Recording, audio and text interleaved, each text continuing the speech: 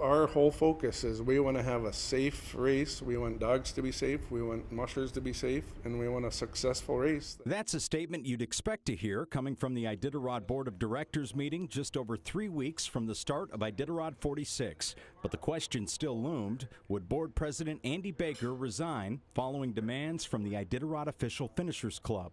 We have committed to, in our April meeting, have a solution to go forward and have conflicted members have a solution for them not to be on the board. But with that said, we're saying there can never be a current musher on the board. That would include IOFC President Wade Mars, who is an active musher.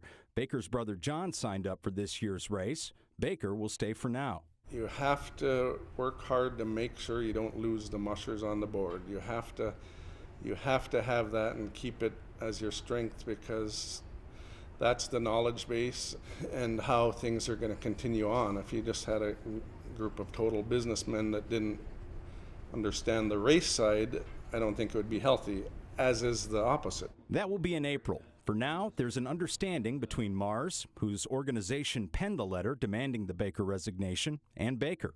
Thank you so much to our trail crew, and I'm so much looking forward to going over the mountain this year. It's going to be awesome. Very good. Wade is a good board member, and he's a good board member for the IOFC, and sometimes he wears different hats, and but he brings them up. I feel he needs to, and we work through them, and we came out of the board meeting today with everybody unanimous on our going forward. The IOFC's letter quoted the Foraker Report, saying people serving on the board of directors should not have a vested interest in the outcome of the Iditarod. Last night, Baker told KTVA his only vested interest was in seeing a good, clean race. It is the Alaskan sport, and it is so important to Alaska, but it's also so important to our rural communities where it passes through.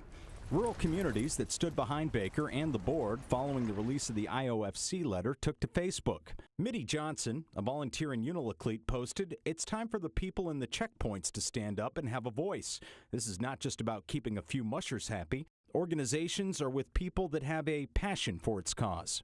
Baker grew up with sled dog racing in Kotzebue. He took over as president 6 years ago. The race was in big financial problems. We had numerous loans that we had a hard time paying, and paying off back debt. And this board came up with a 5-year plan. We got rid of all of the debt. So what's next? 68 mushers will race the 1,049 miles to Nome.